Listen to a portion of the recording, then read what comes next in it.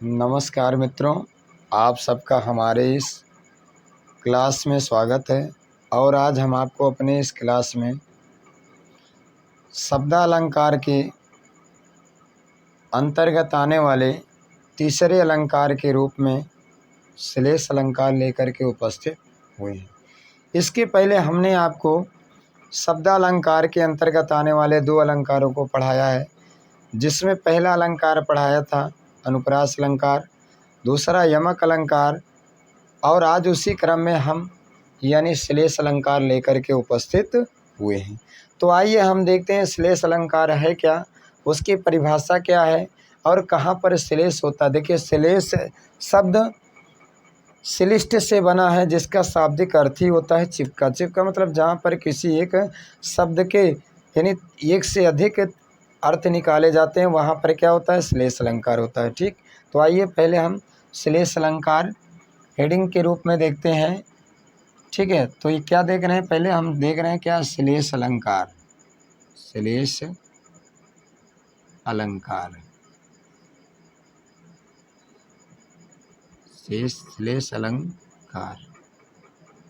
ठीक है, श्लेष अलंकार पढ़ने चल रहे हैं और ये क्या है, पेज नंबर 1 है। पेज नंबर 1 में हम क्या पढ़ने चल रहे हैं, श्लेष अलंकार पढ़ने चल रहे हैं।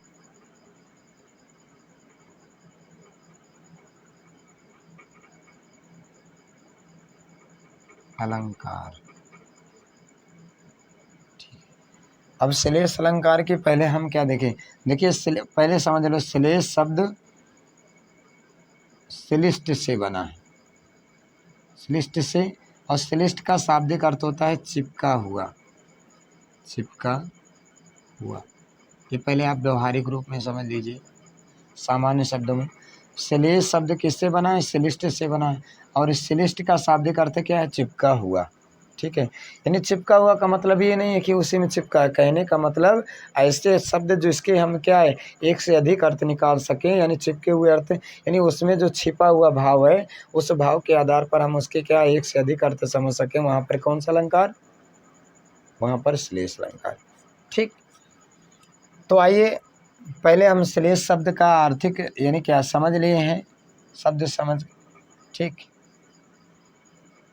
अब हम पहले श्लेष शब्द का अर्थ समझते हैं। ठीक है, श्लेष शब्द श्लिष्ट से बना है, श्लेष शब्द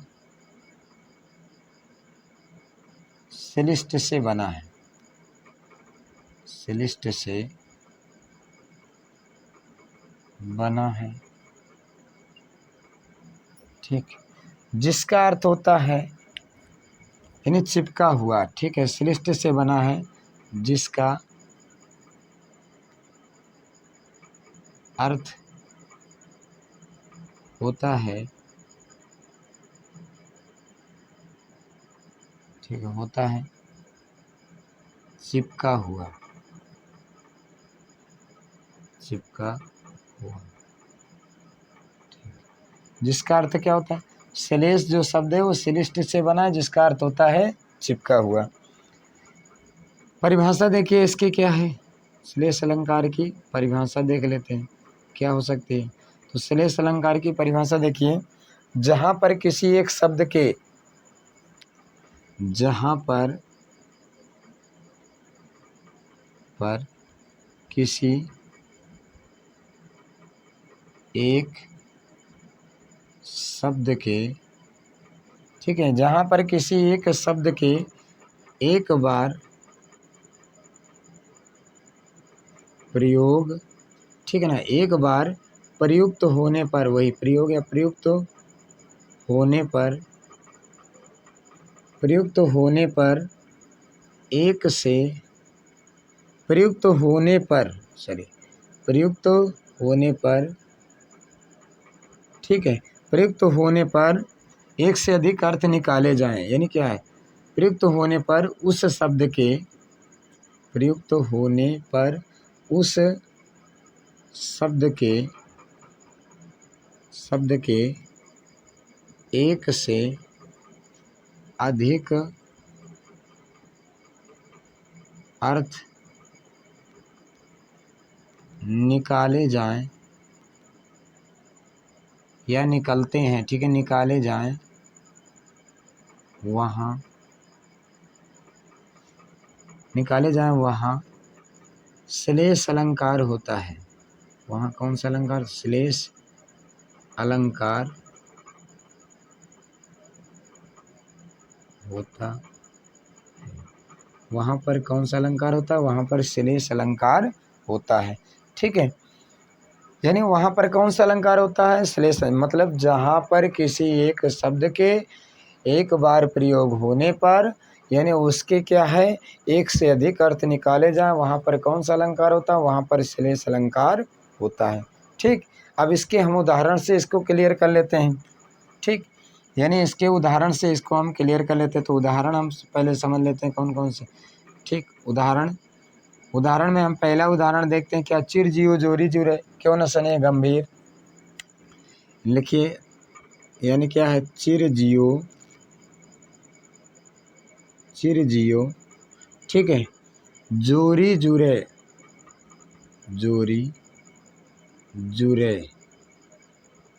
ठीक है। चिर जियो जोरी जुरे क्यों न स्नेह गंभीर, क्यों न स्नेह गंभीर, ठीक। उसके बाद है को घटी वै वृषभानुजा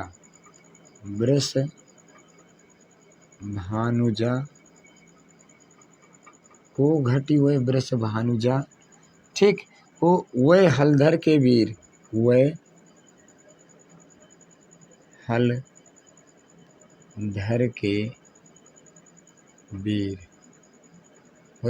के वीर, ठीक। अब यहाँ पर देखिए, यहाँ पर यानी जो श्लिष्ट हुआ है किसका किसका हुआ? तो एक श्लिष्ट इसका हुआ है, एक श्लिष्ट इसका हुआ है, मतलब श्लेष इन्हीं दोनों में हुआ, ठीक है। कहाँ कहाँ पर? तो पहला जो श्लेष हुआ है वो कहाँ पर हुआ है? पहला क्या हुआ है? वृषभानुजा, ठीक। पहला जो हुआ है वृषभानुजा, दो श्लेष सूचक शब्द हैं, श्लेष शब्द हैं वृषभानुजा। अब इसके दो अर्थ लगाए गए हैं, वृषभानुजा के दो अर्थ लगाए। पहला अर्थ हम समझते हैं क्या है। अब जैसे इसका अन्वय करेंगे यानी इसको तोड़ेंगे तो इसका अर्थ हो जाएगा वृषभ धन, ठीक है। नहीं, पहले इसको सीधे समझ लेते हैं, वृषभानु धन जा। अब वृषभानु कौन? वृषभानु के जा माने जन्म लेने वाली, वृषभान से जन्म लेने वाली कौन? राधा जी। यानी बरसाने के जो राजा थे कौन थे? वृषभानु थे, और जा जन्म लेने वाली। तो पहला वृषभानुजा मतलब वृषभानु की पुत्री कौन? तो यहाँ पर क्या हो जाएगा? वृषभानु की पुत्री, वृषभानु की पुत्री कौन? राधा। तो पहला अर्थ किसके लिए लगाया गया है? राधा के लिए लगाया गया, ठीक। और दूसरा फिर क्या है?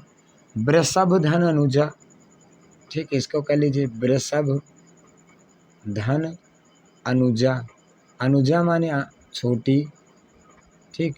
अब यहाँ पर क्या हो जाएगा? वृषभ माने बैल, अनुजा माने बहन, ठीक है, बैल की बहन, ठीक। अनुजा माने बहन, तो बैल की बहन क्या हो गई? गाय, ठीक। या अनुजा, ठीक है, वृषभानुजा यानी अनुजा कौन? बैल की बहन कौन? गाय, ठीक। ये हो गया। अब दूसरा जो हलधर शब्द आया इसमें भी श्लेष है, मतलब इसमें भी श्लेष है, ठीक। वृषभानु में श्लेष है। उसके बाद दूसरा शब्द आया कौन? हलधर, हलधर शब्द आया है। तो हलधर में भी क्या श्लेष है? जैसे पहला जो हो जाएगा यहाँ पर हलधर का जो पहला अर्थ लगाया गया वो क्या लगाया गया?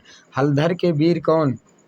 यानी हलधर के, हल को धारण करने वाले वीर कौन? हल को ठीक, पहला अर्थ क्या है? हल को धारण करने वाले वीर कौन? करने वाले वीर कौन? तो हल को धारण करने वाले वीर कौन? बलराम, मतलब भगवान गण के बड़े भाई बलराम जी हैं। दूसरा क्या लगाया गया है? दूसरा लगाया गया है हल को धारण करने वाले, हल को धारण करने वाला कौन? बैल। तो यहाँ पर पहला अर्थ बलराम के लिए, दूसरा अर्थ किसके लिए? यहाँ पर बैल के लिए लगाया गया है। तो ये दोनों क्या है? यहाँ पर ये दोनों श्लेष हैं, श्लेष शब्द हैं, ठीक है, श्लेष शब्द हैं। इसलिए क्योंकि इनके दो दो यानी क्या शब्द तो एक है, लेकिन इनके क्या अर्थ दो दो निकाले गए हैं, इसलिए यहाँ पर क्या है? श्लेष है। एक बार इसको हम रिपीट कर लेते हैं और इसका एक उदाहरण दूसरे पेज पर देख लेते हैं। कौन सा? ठीक, अब देखिए क्या है, पेज नंबर 1 है और क्या आज इस क्या है क्लास में, और पेज नंबर 1 में हम पढ़ रहे हैं क्या? श्लेष अलंकार। श्लेष शब्द का शाब्दिक अर्थ है श्लिष्ट, और श्लिष्ट का अर्थ होता है चिपका हुआ। परिभाषा है जहाँ पर किसी एक शब्द ही, ठीक है, जहाँ पर किसी एक शब्द का एक बार, मतलब यहाँ पर का छूट गया, इसको लगा लेना, का एक बार प्रयुक्त होने पर, मतलब शब्द का एक बार प्रयोग होने पर या प्रयुक्त होने पर उस शब्द के एक से अधिक अर्थ निकाले जाएं, वहाँ पर कौन सा अलंकार होता है? श्लेष अलंकार होता है। उदाहरण है चिर जियो ज्योरी जुरे क्यों न सने गंभीर, को घटी हुए वृषभानुजा वे हलधर के वीर। यहाँ पर क्या है? वृषभानुजा और हलधर शब्द इसमें, इस उदाहरण में दो शब्द आए हैं जो वृषभानुजा और हलधर शब्द हैं, ये श्लेष शब्द हैं। अब यहाँ पर वृषभानुजा के दो अर्थ लगाया गया। वृषभानु धन जा, वृषभानु से जन्म लेने वाली कौन? राधा जी।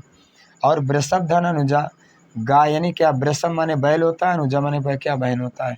तो बैल की बहन कौन? गाय, दूसरा अर्थ हो गया। ठीक, उसके बाद हलधर, हल को धारण करने वाले कौन? बलराम, और हल को धारण करने वाला कौन? बैल। ठीक, तो यहाँ पर क्या हो जाता है? यहाँ पर हलधर और क्या है? वृषभानुजा, इसके दो अर्थ निकले, इसलिए यहाँ पर श्लेष अलंकार है। ठीक, अब हम पेज नंबर 2 पर देखेंगे, एक रहीम दास का दोहा है, रहीमन पानी राखिए बिन पानी सब चून, पानी गए न उबरे मोती मानुस चून। उसको भी हम देख लेते हैं। और पानी शब्द के अंतिम पानी शब्द के 3 अर्थ लगाए गए, तो तीनों अर्थों को हम क्लियर कर लेते हैं कौन से हैं। ठीक, और ये पेज नंबर 2 होगा श्लेष अलंकार का। तो पेज नंबर 2 पर हम देख रहे हैं श्लेष अलंकार के अगला दूसरा उदाहरण देख ले रहे हैं। और सारे अलंकारों में हम 2 या 1 उदाहरण, यानी 2 से कम उदाहरण नहीं देखते चल रहे हैं। उसी क्रम में हम श्लेष अलंकार का दूसरा जो उदाहरण है, ठीक, उदाहरण, और उदाहरण कौन सा है? दूसरा है। ठीक, उदाहरण है रहीमन पानी राखिए। ठीक, उदाहरण है रहीमन पानी, ठीक है, रहीमन पानी राखिए बिन पानी सब सून। मतलब क्या? रहीमन पानी राखिए बिन पानी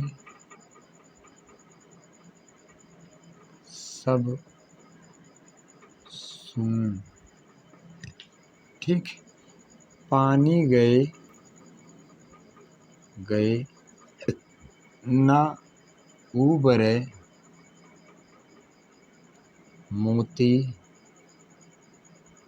मानुष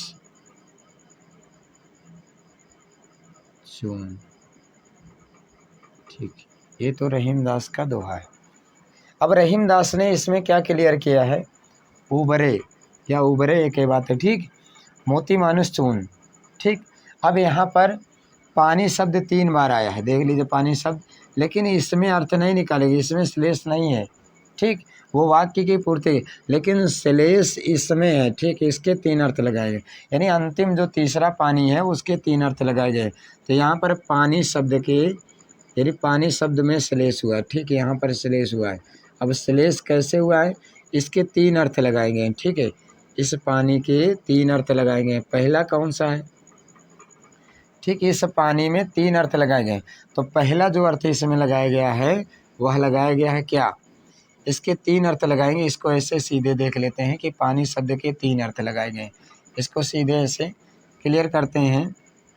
ठीक, पानी शब्द के तीनों अर्थों को पहला जो अर्थ लगाया गया है यहाँ पर, पहला लगाया गया है चमक। ठीक, पहले अर्थ को पानी के क्या है? चमक। और चमक क्या है?